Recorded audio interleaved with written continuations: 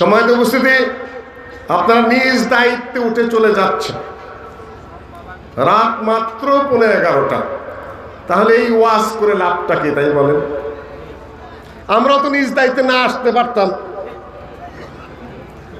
এখান থেকে উঠে আমরা চলে যাই। আপনারা স্থানীয় মানুষ, এখানে এসে বসেছেন, এতই আপনাদের খারাপ লাগতেছে যে আপনারা নিজ দায়িত্বে উঠে উঠে চলে যাচ্ছেন। আমাদের এত কি ঠেকা পড়লো যে আপনাদের আহ্বানে এখানে এসে নিজ দায়িত্বে এখানে বক্তৃতা করবেন, নিজ দায়িত্বে আমরাও চলে যাই? বিবেচনাহীন হওয়া উচিত নয়।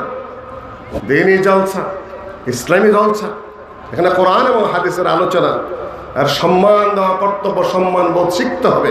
হানাফি ভাইরা সম্মান শিখেছেন, তারাই ভাবে নড়াচড়া করবেন না। আমাদের আদবের যথেষ্ট অভাব আছে, শ্রদ্ধাবোধের যথেষ্ট কমতি আছে, নীতি নৈতিকতা বোধের অনেক দুর্বলতা আছে। কি হয়েছে আপনাদের এখানে? মানুষ নড়াচড়া করতেছে আবার আসতেছে, ওটা না, নড়াচড়ার গতিবিধি আছে। যারা যে ফিরে আসবে তাদের না, আমার কথা না। আমিও বুঝি, আমরা তো এই কাজ করে খাই। নড়াচড়ার গতিবিধি আছে। নিজ দায়িত্বে 11টা বাজলে দেখবে যে এলাকা সব সময় লোক চলে গেছে। বক্তা যত বড় বক্তাই হোক, তিনি একাই বক্তৃতা করছেন, উঠে যাচ্ছে তো যাচ্ছেই। চিন্তাধারা, নীতি, আদত অভ্যাস বদলাতে হবে আস্তে আস্তে। সারা রাত আমরা সভা করি না, সে যোগ্যতা আমাদের নেই। আমরা আব্দুল্লাহ ইবনে ফজলও না, আমরা বর্ধমানেও না। আমাদের জ্ঞান সীমিত, উপস্থাপনা সীমিত, স্বাস্থ্যগত অবস্থানও খুবই সীমাবদ্ধ, এবং আমাদের উপস্থাপনা টাইম মতোই শেষ হয় আলহামদুলিল্লাহ। যারা দাঁড়িয়ে আছেন, দাঁড়িয়ে ওয়াজ শোনা নিয়ম নয়। ওয়াজ শোনা হলে বসে শুনতে হয়। সহিহ বুখারী, সহিহ মুসলিমের হাদিস। যেহেতু আমি সভাপতি, সূত্রে আমি বক্তব্য লম্বা করব না। ডক্টর মুজাফফর বিন মোহসেনের জন্য আমি এখনই মাইক ছেড়ে দেবো ইনশাআল্লাহ আজিজ। সহিহ বুখারী মুসলিমের হাদিস, ইন্না লিল্লাহি মালাইকাতান সাইয়্যারাতান ফুদুলা। আল্লাহর অনেক অতিরিক্ত ফেরেশতারা আছেন যারা পৃথিবীর বুকে ঘুরে বেড়ান, ঘুরে ঘুরে দেখেন যে কোথায় দ্বীনি জলসা হয়, কোরআন এবং হাদিসের আলোচনা হয়। যেখানেই আলোচনা হয় সেখানেই ফেরেশতারা বসে পড়েন এবং মাটি থেকে নিয়ে আকাশ পর্যন্ত ছেয়ে নেন। আপনারা যে পর্যন্ত এখান থেকে না উঠবেন, আল্লাহর ওই ফেরেশতারা সে পর্যন্ত উঠবে না।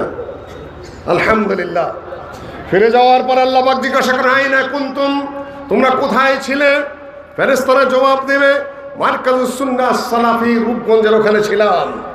যে সেখানে লোকেরা কি বলে? লোকেরা সুবহানাল্লাহ বলে, তারা আর কি বলে? আলহামদুলিল্লাহ বলে, তারা আর কি বলে? লা ইলাহা ইল্লাল্লাহ বলে, তারা আর কি বলে? যে আল্লাহু আকবার বলে। তারা কি চায়? যে তারা জাহান্নাম থেকে বাঁচতে চায়। তারা আর কি চায়? যে তারা জান্নাত চায়। খুব সংক্ষেপে বলছি। তারা কি জাহান্নাম দেখেছে? যে না, জাহান্নাম দেখে নাই। তো জাহান্নাম থেকে বাঁচতে চায় কেন? যে তারা কোরআনে পড়েছে, হাদিসে পড়েছে, বক্তাদের আলোচনায় শুনেছে, কাজেই তারা জাহান্নাম থেকে বড় ভয় পায়।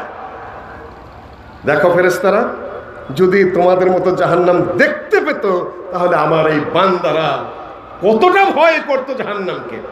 তারা না দেখেই জাহান্নাম থেকে বাঁচতে চায়। শোনো, তারা জান্নাত কেন চায়? তো যারা জান্নাতের কথা কোরআন হাদিসে শুনেছে, ওয়াইজদের আলোচনায় শুনেছে।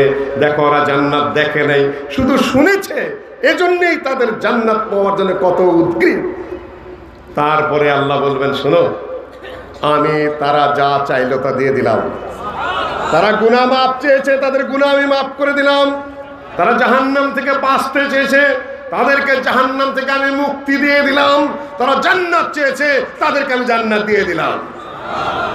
সম্ভবত ফেরেশতাদের একটু হিংসার উদ্বেগ হয়, তাই না? যে এমন কি করলো ইয়া রাব্বুল আলামিন।